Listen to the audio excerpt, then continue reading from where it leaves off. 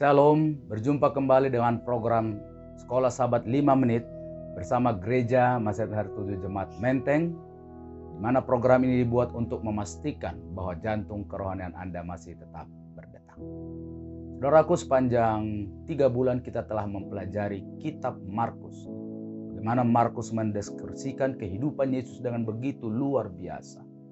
Hingga pada Sabat yang terakhir, pasal yang terakhir, kita berbicara tentang kebangkitan Yesus Kristus. Ayat intinya terdapat dalam Markus 16 ayat 6. Tetapi orang muda itu berkata kepada mereka, "Jangan takut.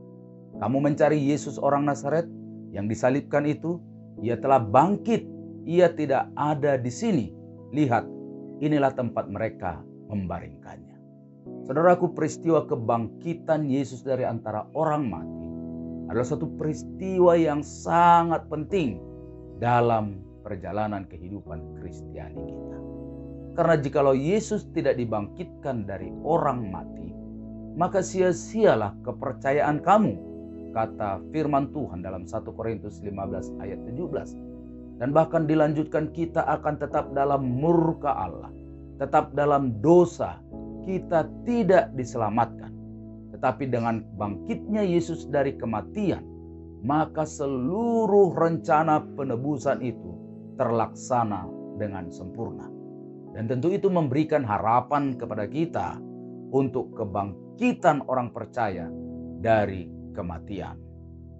Saudaraku, walaupun kitab Injil, 4 kitab Injil menceritakan tentang peristiwa kematian Yesus Kristus, namun masih banyak saja orang yang meragukan tentang peristiwa kebangkitan itu.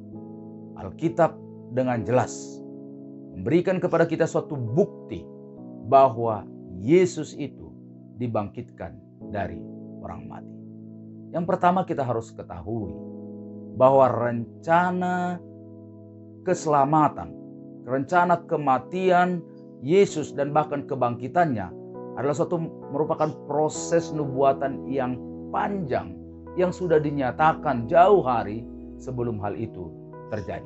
Sehingga dengan demikian, Yesus harus memenuhi kegenapannya dari semua nubuatan itu dengan kebangkitan dari antara orang mati. Yang kedua ialah bukti bahwa Yesus bangkit dari orang mati. Kubur itu kosong. Pada hari persiapan atau hari Jumat, Yesus mati, dan setelah matahari terbenam, Yusuf dari Arimatea datang dan meminta mayat Yesus untuk diturunkan dan dikuburkan. Lalu dimasukkan di dalam suatu kuburan batu yang disaksikan oleh Maria Magdalena, bahkan Maria ibu Yesus. Sehingga demikian, setelah Yesus dikuburkan, mereka pulang untuk menyediakan rempah-rempah. Dan menurut firman Tuhan, pada hari Sabat atau hari Sabtu, mereka beristirahat. Yang menunjukkan bahwa murid-murid ini adalah orang yang taat untuk melakukan firman Tuhan, yaitu menguduskan hari Sabat.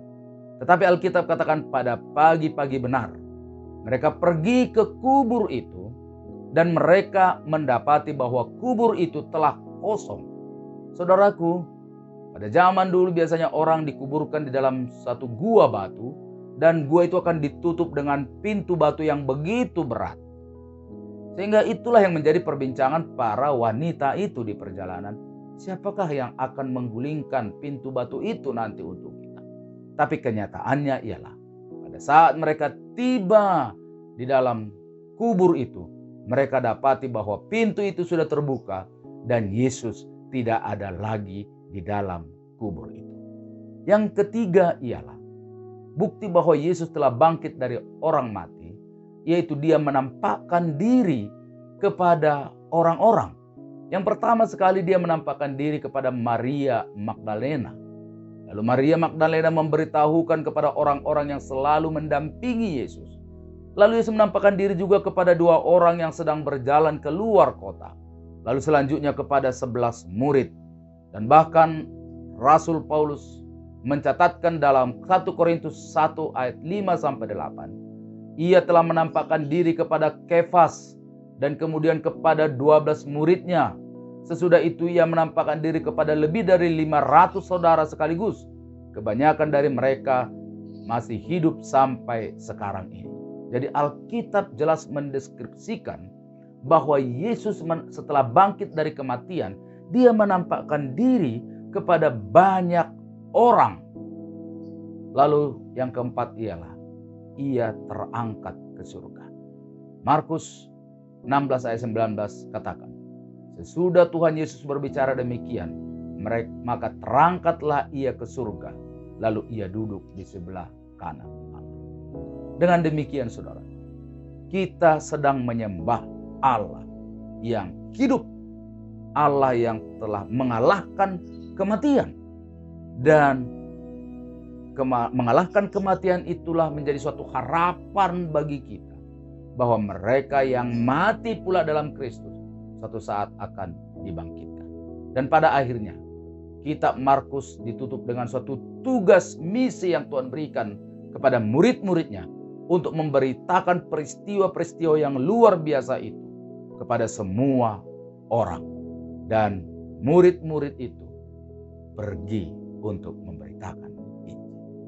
Bukti bahwa kita sudah menerima Yesus, mempercayai akan kebangkitannya dan hidup dalam Yesus Kristus, kita diminta juga untuk pergi memberitakan Injil, memberitakan peristiwa ini kepada setiap orang, sehingga dengan demikian bila saatnya Tuhan datang, kita pun akan dibangkitkan bila kita mati dan masuk ke dalam kerajaan surga. Terima kasih telah mengikuti Sekolah Sahabat 5 Menit.